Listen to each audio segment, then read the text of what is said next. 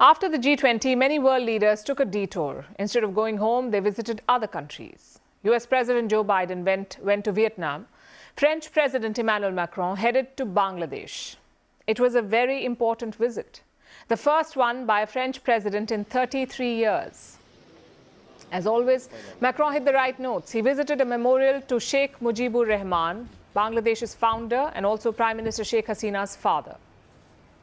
His talks with Hasina covered a number of issues like defense, trade, and the Indo-Pacific.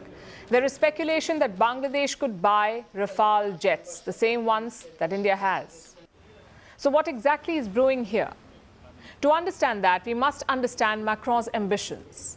He unveiled an Indo-Pacific strategy in 2018, the only European leader to do so. He sees France as an Indo-Pacific power, not a US ally in the region, but a power in its own right.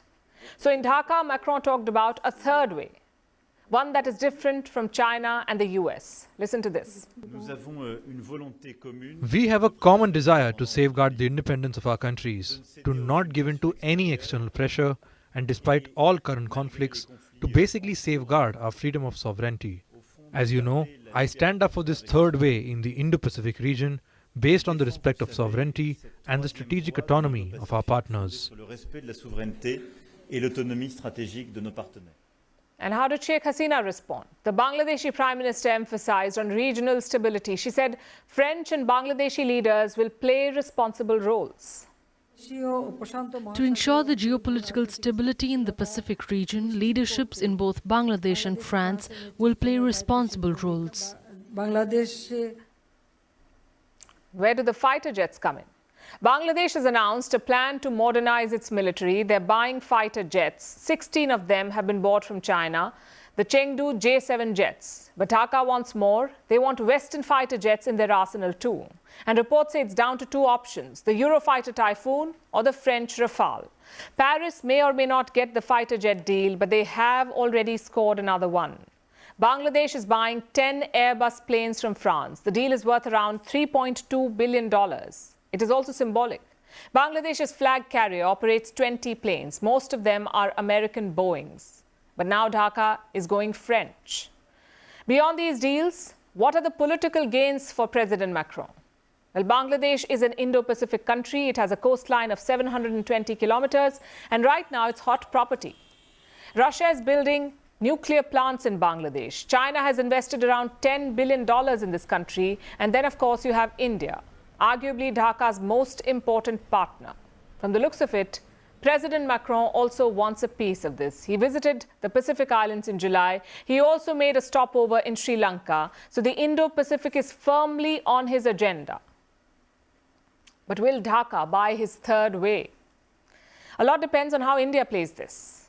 Recently, the United States slapped sanctions on Bangladeshi officials. The reason? Alleged election interference. Washington wants a clean and fair election next year in Bangladesh.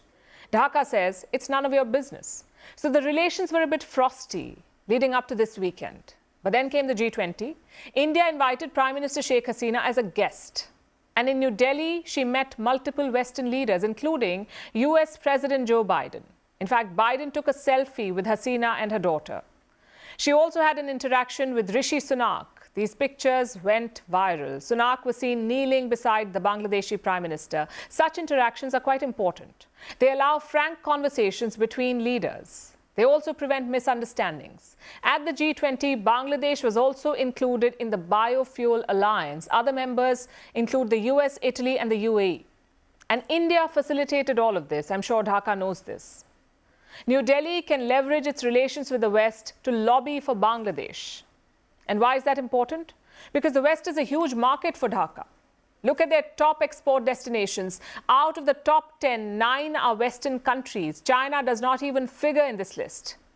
And most of this export is garments. If you see clothes in Europe or the US, most of them will say made in Bangladesh. So Dhaka needs the Western market. It's a question of who can provide the rest.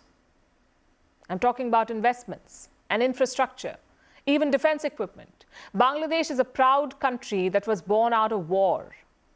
They don't take kindly to foreign meddling. We know the West specializes in that. We also know that China does not care, which is why India's role is quite important. New Delhi will be hoping to strike a fine balance. On the one hand, keep Western pressure off Bangladesh, maybe even bring in some investments. On the other, keep Bangladesh within India's sphere of influence. You don't want to be ceding space, not even to allies like France or the US. It's a tough balance. But in the face of China's challenge, it could be India's only option.